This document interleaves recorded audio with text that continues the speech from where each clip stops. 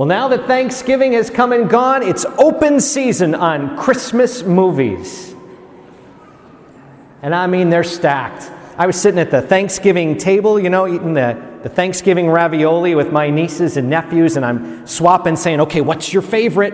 Which one are you waiting to see? What are you all excited about? And they were throwing out so many. Some are the old-timer classics. Some are kind of the new come-to-the-dance movies. But regardless of the spectrum, there's so many great ones.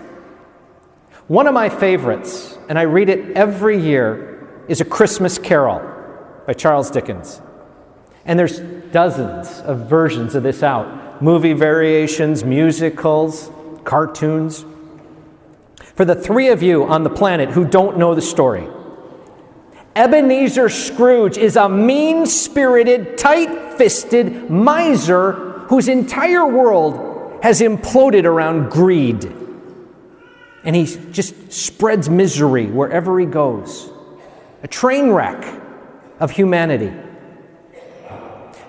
The basic premise is that while you could call it, the book is called A Christmas Carol, it's really called an Advent Carol because this miserly man is transformed in the run-up to Christmas, and he changes.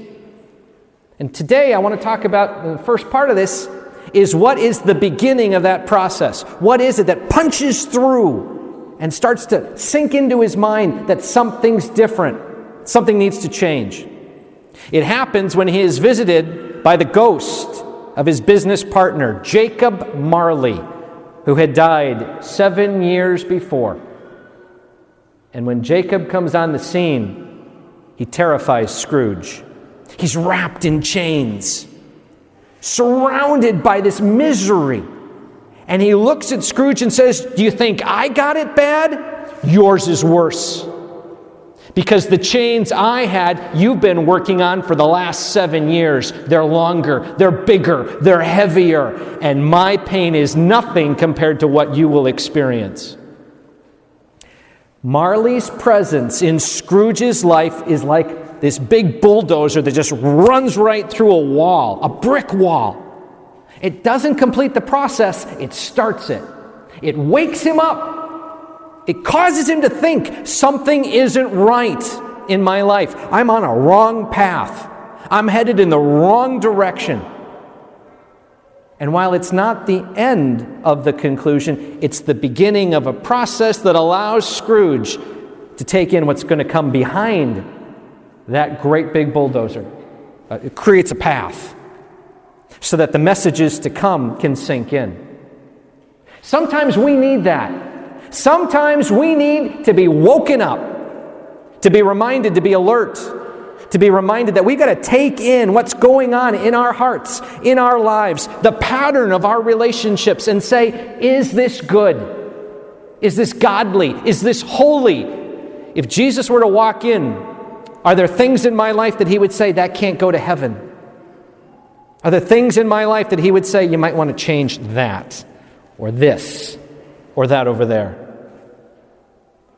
There are times in life when we get the chance to step back and kind of look at our world and look at our part in that world and say, do I like what I see?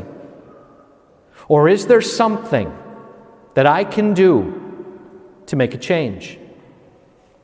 Welcome to Advent.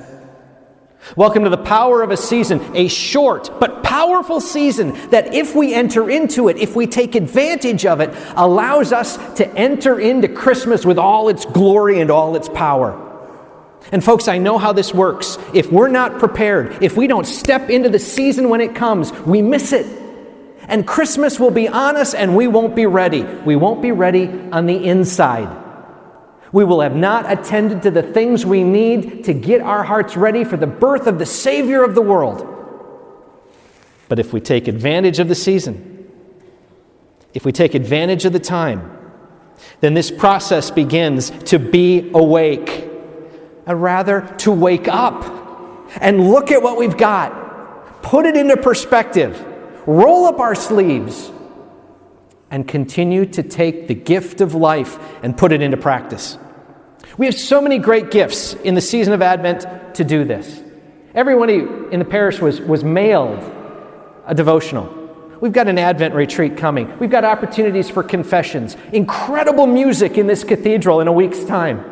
We have opportunities for prayer and adoration and Mass. And we have time that we can take on our own to get down on our knees and thank the Lord for what we got and ask the Lord for the help that we need to live with wisdom and love. That candle right now is one of 4. And as that Advent wreath begins to fill with light, it reminds us that the time of our preparation will come to a close. Folks, take advantage of the season of Advent. Dig into the gift that we've got.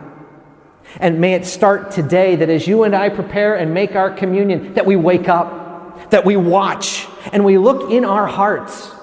And we look honestly to say, is there anything in here that needs to change? Is there anything in here that doesn't belong? Is there anything here I can sweep out and make ready so when Christ comes at Christmas, I'm prepared?